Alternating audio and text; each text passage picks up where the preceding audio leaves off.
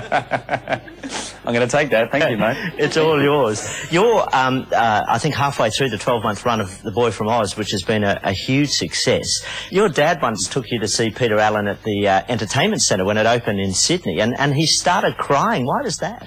My recollection of it is that it was, I think, the opening of the Entertainment Centre, and he sang I Still Call Australia Home for, I think, the first time, but it was the first time I'd heard it.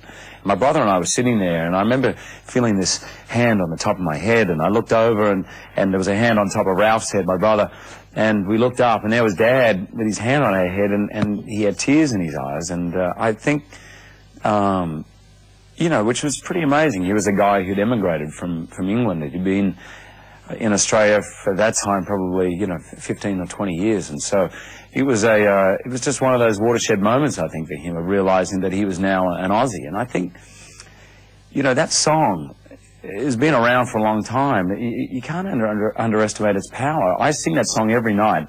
I get comments from Aussies, all different types of Aussies. Some are flag wavers, some are not. Some get into the Australiana, some don't. And to a man, every one of them says, when I sing that song and they drop their huge flag in the same way Peter did on the stage in New York, it brings tears to their eyes. In the year 2000, Hugh Jackman went global. There was, well, if I can call it, this pea-head mania around the world when you you took on the role of Wolverine in X-Men. We've got a little clip here. I know there's someone here, I just can't see him.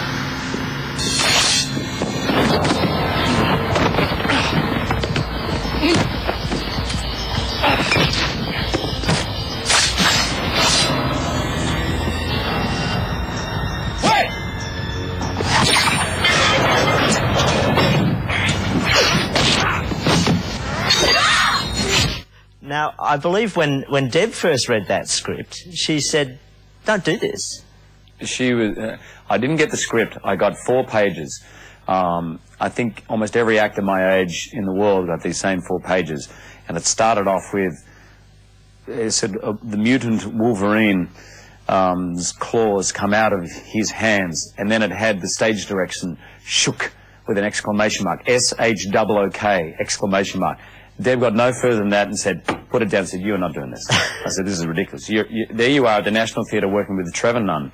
I said, and you're going to go and play a mutant with claws that goes shook. I said, this is just crazy. So anyway, she now admits that this is the one time in her life where she hasn't been correct. There's only once, but, you know, no one's perfect. Well, once in a life isn't bad. Why did you decide to do it in the end?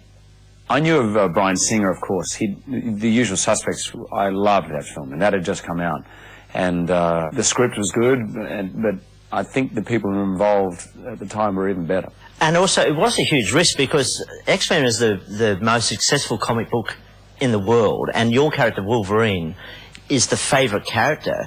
Did you have a lot of expectations from X-Men freaks? You know, very luckily, I knew nothing about the X-Men except for the Aussie rock band, the Uncanny X-Men. Right? That's all I knew. In fact, when I first heard about it, you got an audition for the X-Men, I was like, making a movie about the band, the Uncanny X-Men? This is bizarre. The Brian Mannix story at last. Anyways, exactly. The world needs to hear it. But I, only after the film came out and the fans came out did I realise that if I'd done a bad job, not only would it have been the end of my acting career, but I would have been spat on in the street, you know. Because I've met people who have their entire back tattooed with Wolverine. I mean, they are serious, trust me. Where did such a cheerful, non-brooding guy, what did you draw on to create an angry outsider like Wolverine? Well, mate, when you're the youngest of 5, don't ever forget, people always think, the youngest. The youngest, they get pampered. Not when you got older brothers, you don't. No, you get bullied, you get... And I'm going to cry. No, it's, you know, all of us have it, but I remember the complete frustration of wanting to wrestle and beat my brothers up, but just not being nearly big enough or strong enough. And I remember whacking walls, just being so angry. And, you know, look, we've all got it. I mean, I don't care who you are. Even if, you know, you're Mr. Magoo, everyone's got their little thing that can make them snap.